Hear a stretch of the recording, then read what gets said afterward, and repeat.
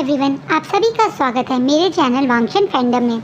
आज ये इस फैन फिक्शन का लास्ट पार्ट है। जी हाँ, हम आज इस फैन फिक्शन को यहाँ पे एंड कर देंगे। आज की फैन फिक्शन स्टार्ट करने से पहले मैं आपसे 2 मिनट की बात करना चाहती हूँ। बेसिकली अभी कुछ टाइम पहले जो मेरा इससे पहले वाला फैन फिक्शन था हनी ट्रैप, जब मैंने वो फैन फिक्शन स्टार्ट किया था मैंने क्लियरली बोला था कि उस फैन फिक्शन में बहुत सारी चीज़ें ऐसी मिलेंगी जो आपको डिस्टर्ब कर सकते। उसके बावजूद लोग मुझे कमेंट करते थे, आप ऐसा क्यों कर रहे हो दीदी, ये करो वो करो। स्टोरी क्या एक टाइटल होता है, एक स्टोरी शुरुआत किसी चीज़ के करने से होती है। और तब मुझे रियलाइज़ हुआ कि लोग उस चीज़ को एक्सेप्ट ही नहीं कर सकते। लोगों को सिर्फ स्वीट लव स्टोरी चाहिए। तो आगे से मैं इस टाइप की ही स्टोरी लाऊंगी। बोर हो या कोई खुश हो, मैं अब ज़्यादा क्रिएटिविटी डालने की कोशिश नहीं करूँगी। ये मैं गुस्से में नहीं कह रही, एक अच्छे मूड में कह रही हूँ। हो सकता है कि मेरी स्टोरी से आप लोग बहुत ज़्यादा कनेक्ट फील करते हो, तो मैं आप लोगों को हर्ट नहीं करना चाहती। इसलिए मेरे नेक्स्ट फैन फिक्शन में आपको एक अलग ही लव विंग और वांगी की स्टोरी दिखेगी, जिसमें आपको एक ऐसा वांगी दिखेगा जो ओवर प्रोटेक्टिव और बहुत ज़्यादा सपोर्टिव होगा। मुझे रियलाइज़ हुआ कहीं ना कहीं इस टाइप की स्टोरी मैंने अब तक एक्सप्लेन ही नहीं करी, तो क्यों ना इस टाइप की स्टोरी भी एक्सप्लेन करूं। मेरे काफ़ी सारे फैन फिक्शन में आपको इस टाइप का दिखा था, लेकिन लोगों को वो दिखता नहीं है। लोगों को सिर्फ यही लगता है कि मैंने नेगेटिव ही दिखाया। क्या है आपको याद नहीं, मेरी पहली fan fiction my two healing heart भी, उसमें वांगी कितना सपोर्टिव था विंग का। मेरी दूसरी फैन फिक्शन जिसमें माइल लाइनर का, उसमें वांगी कितना सपोर्टिव था। लेकिन उसके बावजूद भी आप लोगों को बहुत हर्ट होता है जब विंग वांगी की रिलेशनशिप थोड़े अप्स एंड डाउन्स पे जाती है। तो अब मैं एक स्वीट स्टोरी ही ला रही हूँ। होप सो आपको वो अच्छी लगे। Now back to this story. जैसा लास्ट पार्ट में हमने देखा था कि वांगजी के पास विंग आ गया था और विंग ने सबके बीच में वांगजी को बोला था कि वो प्रेग्नेंट है, यानी उसके अंदर एक बेबी है, जिसके कारण सब लोग शॉकिंगली एक दूसरे की तरफ देख रहे हैं। विंग अपने चेहरे पे एक ऑकवर्ड से स्माइल करते होते, नंजा मैं तुम्हें इस तरीके से सबके बीच में ये बात नहीं बताना चाहता था, लेकिन तुम मुझे इतनी ज़ोर से हक कर रहे थे कि मुझे सफोकेशन ही फील हो रही थी, इसलिए मैंने तुम्हें बताया। नंजा मुझे कुछ अजीब सी मेडिसिन दी गई थी, जिसके कारण मेरी बॉडी में बहुत सारे बदलाव आए और उसके कारण शायद मेरी बॉडी में एक वॉर्म क्रिएट हो गया जहाँ तुम्हारा और मेरा बेबी है, यानी मैं इस समय 4th मंथ प्रेग्नेंट हूँ। मीन बड़े प्यार से वांगजी को बताता है। मीन इसी टाइप से है, वो स्ट्रेट फॉरवर्ड है, साफ बात करनी पसंद करता है और उसने अभी भी ये चीज़ कर दी। मीन की बात सुन के कुरैन की आंखों में आंसू आ जाते हैं और वो अपनी जगह से आगे आके तुरंत मीन को बड़े आराम से हक करते हैं और प्यार से उसके सर पे हाथ रख के कहते हैं, ये तो कितनी बड़ी खबर है, मुझे तो उम्मीद ही नहीं थी कि मैं इस तरह की खबर कभी सुन सकता हूँ। मुझे लगा था मैंने तुम्हारी शादी विंग से वांगजी से करके तुम्हारी लाइफ से वो फैमिली बनाने का राइट छीन लिया है, पर देखो भगवान ने किस तरीके से इस डेस्टिनी में किस तरीके से तुम्हें तुम्हारी फैमिली दे दी। मैं तुम्हारे लिए बहुत खुश हूँ विंग, मैं वांगजी के लिए बहुत खुश हूँ, हमारे पूरे क्लैन के लिए बहुत खुश हूँ। अब हमारे क्लैन को उनका हायर आने वाला है, ये बात सोच के ही मैं बहुत ज़्यादा खुश हूँ। वहीं डोइचिन जो पहले गिल्ट में था कि उसने ऐसी मेडिसिन दी कि विंग की तबीयत ख़राब हो गई, अब वो उसके मन में यह जब पता चलता है कि उसकी मेडिसिन के कारण विंग प्रेग्नेंट हुआ है, तो वो थोड़ा सा हिम्मत करते हुए विंग के पास आता है और बोलता है, मुझे माफ़ करना विंग, वो मेडिसिन देने वाला कोई और नहीं बल्कि मैं था। विंग्याओं की बातों में आके मैंने तुम्हें वो मेडिसिन दी थी, मुझे उस चीज़ की बहुत ज़्यादा गिल्ट है। सॉरी, मेरी वजह से तुम्हें अगर कोई परेशानी हुई हो। विंग स्माइल करता था, परेशानी क्या, आपकी मेडिसिन ने तो जादू कर दिया, मुझे वो चीज़ दे दी जो मैंने कभी सोची भी नहीं थी। थैंक यू, आपकी इस कारण मुझे इतनी बड़ी खुशी मिल गई। विंग थोड़ा हंसते हुए बोलता है, पर वांगजी को ये चीज़ बिल्कुल अच्छी नहीं लगती। डोइची ने उसे जो मेडिसिन दी वो गलत ही था। लक की बात है कि विंग प्रेग्नेंट हो गया, क्या पता विंग के साथ और क्या हो जाता। इसी कारण वांगजी डोइची से बात ही नहीं करता है।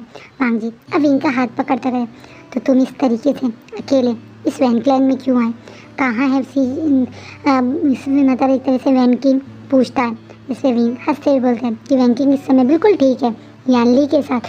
यानली का नाम सुन के वांगजी को थोड़ा शौक लगता है। विंग अब सब कुछ बताता है कि वो यानली से कैसे मिला, नीकलैंड में कैसे गया, सब कुछ। वहीं वांगजी भी विंग को यानली और जिन जुशान के बारे में सब कुछ बताता है जो शिचैन ने उसे बताया। विंग और वांग जी दोनों मन में मतलब एक तरह से डिसाइड करते हैं कि यानली और जिन जुशान को उसकी लाइफ जीने देंगे। विंग के साथ वांग जी वैसे भी बहुत खुश है, तो उसे यानली पे कोई गुस्सा नहीं है। ठीक है, जो कुछ हुआ वो गलत था, लेकिन अब उन चीज़ों का कोई फ़ायदा नहीं, इसलिए ये दोनों अपनी अपनी एक तरह से तलवार लेके वहाँ से निकल जाते हैं। वांग जी के पास अभी भी विंग की वो तलवार कहाँ रखी हुई है उसे पता है, इसलिए वो विंग को वहीं लेके जाता है। वांग जी और विंग की तलवार एक साथ मतलब शिचैन ने बताया था कहाँ रखी हुई है, वैन उसके ही रूम में रखी हुई थी, वहाँ से अपनी अपनी तलवारें लेते हैं और ये सब लोग अब वॉरियर्स डिसाइड कर लेते हैं वैन रोहान को सबक सिखाने के लिए। वैन रोहान जो सोच रहा था कि वो 1 मिनट में सबको कंट्रोल कर लेगा, ऐसा कुछ नहीं होता है। जब ये सब एक साथ वैन रोहान पर अटैक करते हैं तो वैन रोहान की आर्मी, पपेट आर्मी टूटती चली जाती है। दूसरा, उस इनहेरेंट पीस को लान शिचैन दिन पे दिन अपनी म्यूज़िक के कारण, अपनी क्लीनिंग म्यूज़िक के कारण उसकी पावर को लॉक करते ही जा रहे थे और सचमुच में वो पावर लॉक हो भी रही थी। ग्लैन क्लैन के पास कुछ ऐसे म्यूज़िकल नोट्स थे जिसके कारण जो इंसान उसे कंट्रोल करता है, उस इंसान के माइंड को कंट्रोल करा जाए तो इन आइलैंड की पावर को भी कंट्रोल किया जा सकता है। और यही काम कर रहे थे लान शिचैन इतने दिन से। वैन रोहान जो खुद को बहुत पावरफुल सोच रहा था, उसे पता भी नहीं चल रहा था कि शिचैन किस तरीके से उसके इन आइलैंड को पावर लेस कर रहे थे। धीरे धीरे ये सब लोग अब वैन रोहान को और इनके बेटों को पैरों पे बैठा रखा है। वहीं वैन रोहान जब देखता है कि कैसे अब वो हार मान गया, तो वो अपनी गलती मतलब अपने आप से ही खुद को मार लेता है, क्योंकि वो नहीं चाहता था कि कोई उसके साथ कुछ गलत करे। उसके मन में इतना डर था उस टॉर्चर का जो इसे इस समय दे सकते थे लेंस इंसुलेटर के मारे वो खुद को मार लेते हैं। उसके दोनों बेटों को लाइफ टाइम प्रिजन में डाल दिया जाता है। वहीं वेंजुलियो के लिए आंखों में गुस्सा लिए तलवार लिए विंग वांग जी उसे ढूंढ रहा है, लेकिन विंग जब बताता है कि वो वेंजुलियो था जिसने विंग को उस दिन सेव किया था, उसे बाहर बचाया था, उसे बचाया था कि वो प्रेग्नेंट है, तो वेंजुलियो के लिए अब तक जितनी नफरत थी वांग जी की वो ख़त्म हो जाती है। लेकिन हाँ, वांग जी ये साफ कर देता है कि वो उसे कैदी तो नहीं बना रहा, लेकिन वो उसके क्लैन में नहीं रह सकता। विंग ये बात सोचते हुए नीमिंजे के साथ वेंजुलियो को भेज देता है। वेंजुलियो अपने छोटे से भाई यानी विंग को खुश देख के वहाँ से चला भी जाता है। इन शॉर्ट सब लोग अपनी अपनी जगह आ गए हैं। वैनकिंग भी वहाँ आ चुकी है। वहीं नीमिंजे को नीमिंजे को साथ दोबारा से अपने रिश्ते सुधार के नीक्लैन और नीक्लैन दोनों एक दूसरे से मिलके एक दूसरे को अलविदा कह देते हैं। यानली और जिन जुशान के बारे में विंग ने जो बताया था, उसके बाद वांग जी नीक्लैन में अगर ये लोग रह रहे हैं तो इन्हें नहीं बुलाते हैं। यानली और जिन जुशान को जब पता चलता है सच जाने के बाद भी उन्हें कोई सज़ा नहीं मिली, उन्हें एक लाइफ जीने का चांस मिला है, तो खुशी से वहाँ से चले जाते हैं। अब जिन क्लैन जिन जुशान का ही हो चुका है, क्योंकि जिन गॉनशान को नीमिंजे ने सच जानने के बाद तुरंत मार दिया था, तो अब जिन जुशान अपने क्लैन में यानली के साथ रह रहे हैं। उसने यानली के साथ सबके बीच में अपने क्लैन में शादी भी कर ली। वहीं दूसरी तरफ मिनही का बुरा हाल है। मिनही समझ नहीं पा रही है अब वो क्या करे।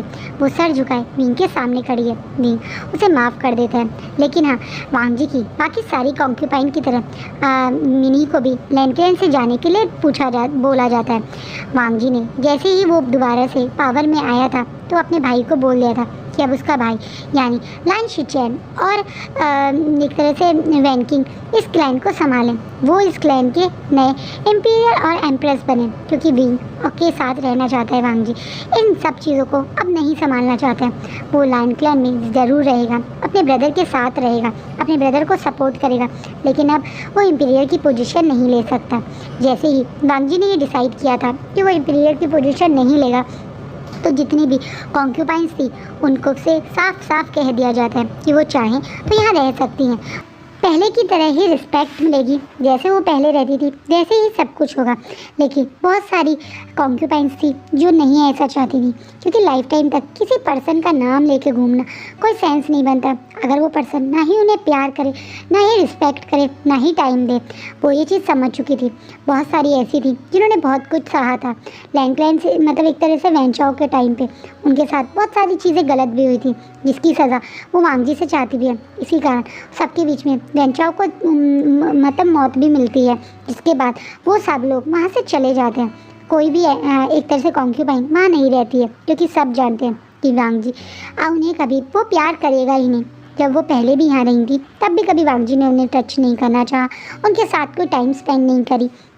अपने क्लैन के कारण वो यहाँ रह रही थी, लेकिन जब शिचैन ने साफ बोल दिया कि जो उनकी क्लैन को पावर्स थी वो वैसी ही रहेंगी, तो वो लोग वहाँ से चले जाते हैं। उनकी फैमिली को भी अब रियलाइज़ होता है कि इन सब चीज़ों में कुछ नहीं रखा है। अपने बच्चों को सिर्फ पोजीशंस और पावर के चक्कर में किसी के साथ बांध देना गलत है। अगर उनके बच्चों को एक हैप्पी लाइफ जीने का दोबारा चांस मिल रहा है तो उन्हें वो चांस को एक्सेप्ट करना चाहिए। कुछ कॉन्क्यूपाइंस की दोबारा शादियाँ भी हो गई अलग अलग जगह। कुछ कॉन्क्यूपाइंस लाइफ टाइम तक अकेले रहने का डिसाइड करती हैं, क्योंकि वैन चाओ के टाइम पे उन्होंने बहुत कुछ सह लिया। अब वो अपनी अकेले लाइफ, अपना कुछ करियर मतलब अपने बारे में सोच रही हैं। कुछ पढ़ना चाहती हैं, कुछ कल्टिवेटर बनना चाहती हैं, कुछ हीलर बनना चाहती हैं जैसे वैनकिंग थी।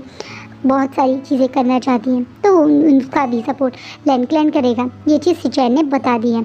मिनी से जब ये पूछा जाता है तो मिनी वहाँ सामने खड़ी है और अब सोच रही है कि वो क्या करे। वो कहाँ इम्प्रेस बनना चाहती थी और कहाँ अब उसकी ये हालत हो गई है।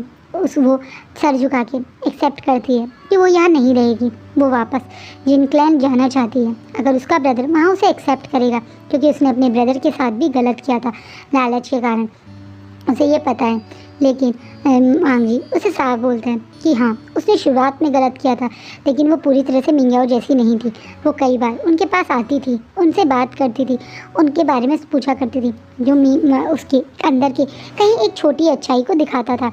इसलिए वांग जी डिसाइड करता है कि वो खुद जिन जुशान से बात करेगा। ये बात सुनने के बाद मिनी को मन में खुशी होती है कि कम से कम वांग जी ने कभी तो उसे इम्पोर्टेंस दी। वो वहाँ से चली जाती है। जिन जुशान भी मिनी को एक्सेप्ट कर लेता है, क्योंकि जिन जुशान को भी लगता है कि वो भी कौन सा अच्छा है, उसने भी कहीं ना कहीं गलत तो करा ही था। और ये लोग यहाँ से चले जाते हैं। मिंग्याओ को मौत आसानी से नहीं मिलती, उसे धीरे धीरे करके टॉर्चर कर करके मारा जा रहा है। शिचैन रोज़ उसे वही म्यूज़िक सुनाते हैं जिसके कारण उसके इतने सर में पेन होता है, उसके अंदर इतने अंदर मतलब एक तरीके से पेन हो रहा है। उसे खुद समझ नहीं आ रहा उसकी बॉडी क्या रिएक्ट कर रही है, और वो खुद को एंड में खुद मार लेता है। वो सुसाइड कर लेता है उस पेन से आज़ाद होने के लिए। अब मिंग्याओ इस दुनिया में नहीं है, वैन चाओ इस दुनिया में नहीं है, वैन रोहान इस दुनिया में नहीं है। वैनजू को लाइफ टाइम के लिए प्रिजन में डाल दिया गया है, जो शायद कुछ टाइम बाद खुद ही मर जाएगा। किस टाइप से हो रहा है। वैनजूलियो चला गया है नी क्लैन में। नी क्लैन अपने पहले की तरह लैन क्लैन के साथ है। चारों तरफ हैप्पीनेस है। वांग जी प्यार से अपनी जिंशी में आता है। वो जिंशी जिसे वो बचपन में पसंद करता था। ये महल से दूर एक छोटा सा शांत सा क्वार्टर है जो उसकी मदर ने उसके लिए बनवाया था। हाँ, मतलब ऐसे वाला बना। उनके पास पावर तो थी नहीं, वो खुद के अंदर रूम में बंद रहती थी, लेकिन वो मतलब एक तरीके से कहते हैं ना, जब उनके पास कुरैन जाते थे, उन्हें उनके बच्चों के बारे में बताते थे, तो वो समझ चुकी थी कि वांग जी एक शांत पर्सन है, जो कभी किसी टाइम पे उनके फादर होते थे, यानी मैडम लैंड के फादर। तो वो रिक्वेस्ट करती है कुरैन से कि वांग जी के लिए इन महल की चकाचौंध से दूर एक शांत जगह ज़रूर बनाए, जहाँ उनका बेटा कभी कभी शांति से बैठ सके। और वो उसी जगह को जिंशी कहते हैं। ये क्वार्टर थोड़ा महल से दूर है, चारों तरफ हरियाली है, छोटे छोटे से रैबिट भी हैं जो विंग के फेवरेट हैं, जो विंग ने वहाँ पे पाले हैं। सब लोग मतलब रैबिट के सारे रैबिट चारों तरफ से घिरे हुए हैं। वांग जी जब अपनी जिंशी में एंटर करते हैं तो देखते हैं कि विंग बड़े प्यार से बैकयार्ड में बैठ के अपने रैबिट्स को देख रहा है। वांग जी के विंग के अब प्रॉपर टमी शो होने लगा है, उसका काफ़ी बड़ा टमी आ गया। इसलिए विंग यहाँ शांत अकेले में रहता है। सब के लिए काफ़ी बड़ा शौक है एक मेल प्रेगनेंसी एक्सेप्ट करना। बहुत लोग विंग के बारे में गलत भी कहेंगे। वांग जी ये चीज़ जानता है, और वांग जी जानता है कि वो विंग अगर ये बातें सुनेगा तो उसे हर्ट होगा, जो कि वो नहीं चाहता। इसलिए अधिकतर वांग जी खुद चाहता है कि विंग यहाँ शांति से रहे, और वहाँ महल के बीच में ना जाए, क्योंकि कहीं ना कहीं कुछ लोग इस चीज़ को नेगेटिव मान रहे हैं। कुछ कह रहे हैं कि शायद विंग भी ब्लैक मैजिक करता था, इसी कारण वो ये कर पाया। लेकिन विंग उन सब से लड़के यहाँ आता है। वांग जी उन सबको लड़के उनका मुंह बंद करवा देते हैं। शिचैन के और वैंकिंग के होते हुए विंग के बारे में कोई खुल के गलत बात नहीं कर सकता। लेकिन एक अजूबा है, जब कुछ अलग चीज़ होती है तो लोग अच्छा भी बोलते हैं और बुरा भी बोलते हैं। बुरा ज़्यादा बोलते हैं और बुरा ज़्यादा सुनना भी पड़ता है। विंग के साथ ऐसा ना हो, इसलिए अधिकतर जब विंग यहाँ पे रहता है जिनशी में, कम जाता है महल में। किसी को विंग से मिलना हो तो वो जिनशी ही आते हैं, चाहे वो उसके फादर हो कुरैन, चाहे वैंकिंग हो, चाहे वैनिंग हो, कर कभी कभी तो जंचा भी अब यहाँ आता है, जिसके कारण विंग को मतलब जंचा जब विंग से मिलने आता है तो वांग जी को बहुत गुस्सा आता है। दोबारा से जंचा को आर्मी के एक वो होता है ना, आर्मी का लीडर बना दिया गया, उसे सेनापति बना दिया गया। अब लैंस का सेनापति वो ही है, इसलिए वो कभी कभार यहाँ आता है और एक दो बार वो विंग से भी मिलने आता है, जिसके कारण वांग जी बहुत ज़्यादा जेलस हो जाता है। आज भी जंचा विंग से मिल के गया, इसलिए वांग जी बीच में ही काम छोड़ के दौड़ा दौड़ा अपनी जिनशी आया था।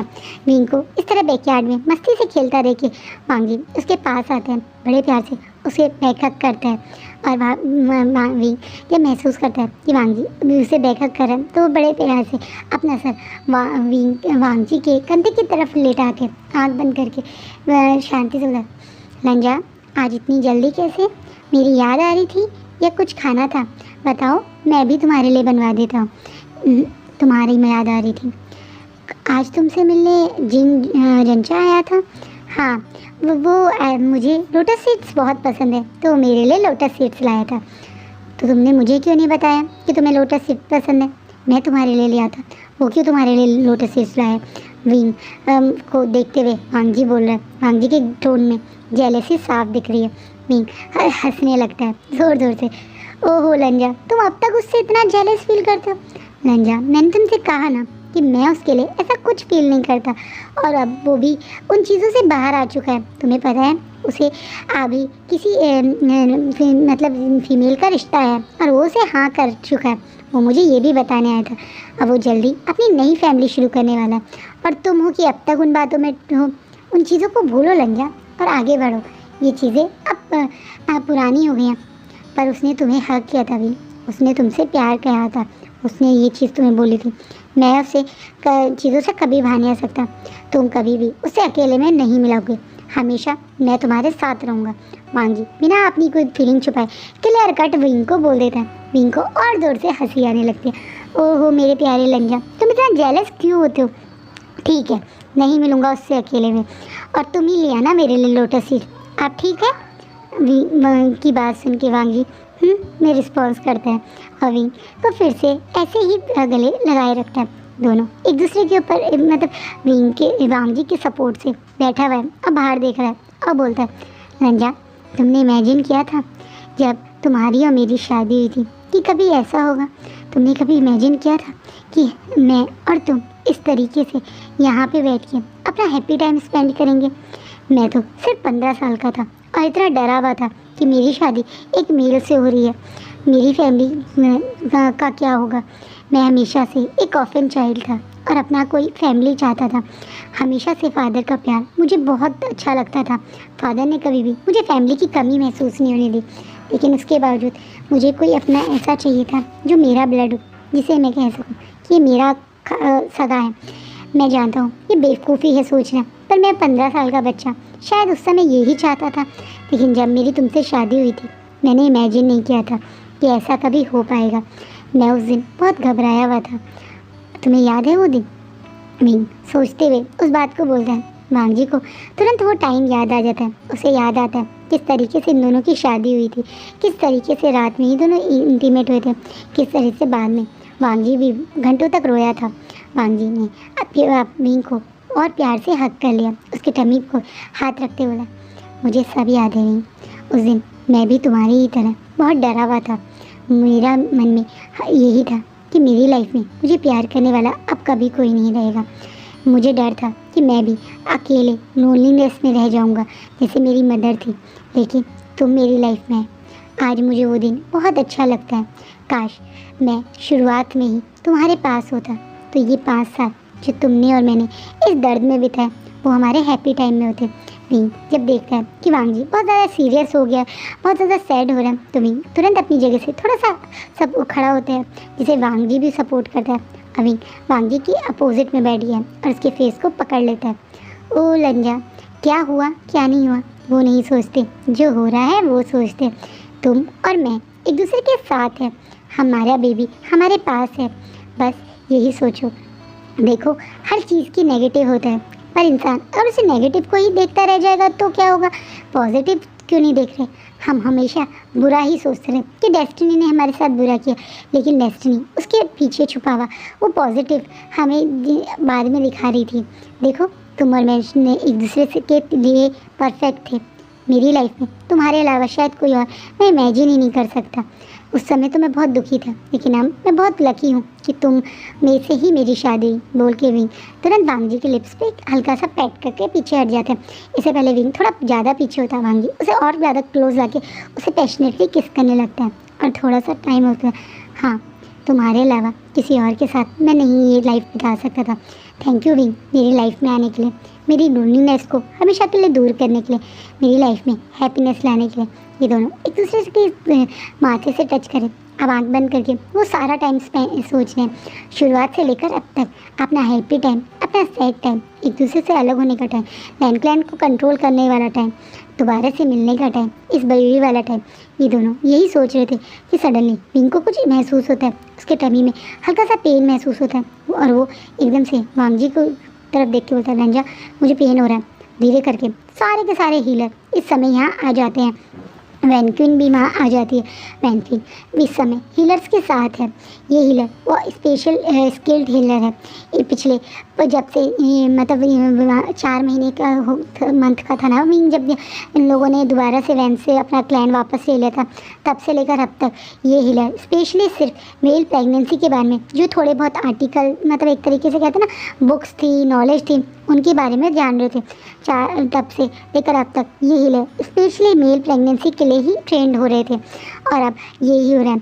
सब लोग बहुत डरे हुए हैं, कोई समझ नहीं पा रहा है कि क्या होगा, लेकिन एक ऑपरेशन होता है क्योंकि ये फर्स्ट टाइम हो रहा है और नॉर्मल डिलीवरी पॉसिबल नहीं है, तो एक ऑपरेशन ही होता है, एक जिससे विंग के बेबी को कट करके बाहर निकाला जाता है, विंग के पेटू में हल्का सा कट करके, जिसके बाद विंग के उस छोटे से बेबी के रोने की आवाज़ इस समय पूरी जिंशी में गूंज रही है। उस बेबी की आवाज़ से काफ़ी लोगों की आंखों में आंसू आ गए। डोइचिन सबसे आगे हैं। डोइचिन को इन कुछ महीनों में वांगजी ने एक बार भी बात नहीं की।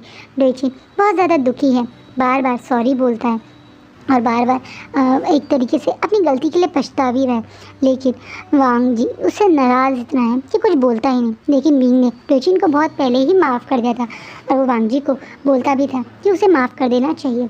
आज इस बेबी की आवाज़ सुन के डोइचिन को उम्मीद है कि शायद आज वांगजी अपने बेबी के कारण ही सही उससे बात करेगा और उसका वो डर उसकी वो खुशी सचमुच में यकीन में बदल भी जाती है। क्या वांगजी खुशी में सबके गले लगता है, आके डोइचिन के भी गले लगता है। आज डोइचिन आंखों में आंसू आ गए। वांगजी को इतने बार टाइम बाद वापस देखे पूरे लैंड क्लैन में ये शोर मच जाता है कि लैंड्स को उनका हायर मिल चुका है। उस बेबी की आवाज़ सामने है। काफ़ी टाइम पहले ही एक होता है ना जो लोग भविष्यवाणी करते हैं, उन्होंने बता दिया था कि ये बॉय ही होगा और सचमुच में बेबी बॉय होता है जिसका नाम आयुएन रखा जाता है, जिसे बाद में लैन सुजुई के नाम में कन्वर्ट किया जाता है। इस प्यारे से बेबी को जब गोदी में सब एक एक करके ले रहे हैं तो सब लोग काफ़ी खुश हैं। इसका फीचर बिल्कुल विंग की तरह है, नेचर बिल्कुल वांगजी की तरह है। हम दोनों की एक तरीके से गुण है इस बच्चे में। विंग की तरह खूबसूरत है, वांगजी की तरह शांत है, विंग की तरह समझदार है, वांगजी की तरह शीतल है। हर चीज़ है इस बच्चे में जो एक पर्सन में होनी चाहिए। कुछ ही महीने में इस बच्चे से हर कोई अटैच्ड हो गया है। एक बहुत बड़ी सेरेमनी की जाती है जहाँ हर कोई आता है इस बच्चे को एक तरीके से वेलकम करना या नामकरण करना या बच्चे को गिफ्ट देना। नीक्लैन से ये मिंजू भी आते हैं। जब वो यहाँ आते हैं तो सब लोग उनकी तारीफ़ें करते हैं, कहते हैं कि आज ये सब हैप्पीनेस जो नीक्लैन मतलब लैंडक्लैन में हो रही है उसके पीछे का कारण नीक्लैन है। नी मिंजू भी इस चीज़ से काफ़ी खुश होते हैं। इस बेबी का सबके बीच में नामकरण होके सब लोग एक साथ पार्टी करते हैं, सब लोग एक हैप्पी टाइम स्पेंड कर रहे होते हैं। तभी इस पार्टी के एंड होने से पहले वैनकिंग आगे आके एक अनाउंसमेंट करती है कि वो भी प्रेग्नेंट है। ये बात जानने के बाद काफ़ी ज़्यादा लोग खुश हो जाते हैं। जैसा मैंने बताया था, अब जंचा की भी शादी तय हो गई है, तो जंचा की कुछ महीने बाद शादी है, उसकी इन्विटेशन भी आती है। जिसमें विंग और वांग जी दोनों अपनी बेबी के साथ पहुंचते हैं। वांग जी पूरी शादी में विंग को अपने पास ही रखते हैं। विंग की कमर से एक मिनट भी उसका हाथ ही नहीं हटता है। जैसे विंग थोड़ा इरिटेट भी होता है, लेकिन उसे पता है कि उसका लंजा ऐसे ही है। उसे अब अपने विंग को लेके बहुत ज़्यादा पॉजेसिव है, बहुत ज़्यादा अपने विंग के लिए एक तरीके से कोई उसे टच ना करे, कोई उसकी तरफ देखे ना, यही सोचता रहता है। और विंग को ये अपना प्यारा सा लंजा ऐसे ही पसंद है। उसका बेबी शिजोई भी काफ़ी शांत है, जो विंग को बिल्कुल परेशान नहीं करता। ये लोग हमेशा अपनी जिंदगी में खेलते रहते हैं, हंसते रहते हैं, एक दूसरे के साथ टाइम स्पेंड करते हैं। कहते हैं बच्चों की शुरुआत के 10 ईयर ही होते हैं, जो वो अपने पेरेंट्स के सबसे ज़्यादा क्लोज होते हैं। उसके बाद तो वो अपने दोस्तों में और इन सब में बिज़ी हो जाते हैं। इन 10 साल तक विंग और वांग जी अपने बच्चे को वो सारा टाइम देना चाहते हैं, एक एक टाइम, एक एक मोमेंट उसके साथ स्पेंड करना चाहते हैं, और वो ये सब कर भी रहे हैं। और आज का फैन फिक्शन ही रुकता है। होप सो गाइस, आपको ये फैन फिक्शन अच्छा लगा हो, कैसा लगा हो प्लीज़ बताइएगा।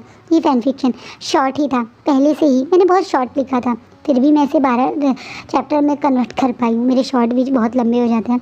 होप सो आपको ये जैसा लगा हो प्लीज़ बताइएगा। और हाँ, अब तक जो लोग डेली मेरे वीडियोस देखते हैं, लाइक करते हैं, कमेंट करते हैं, उनको स्पेशली थैंक यू। शुरुआत से लेकर एंड तक मेरे वीडियो के साथ और मेरे स्टोरी के साथ कनेक्ट रहने के लिए।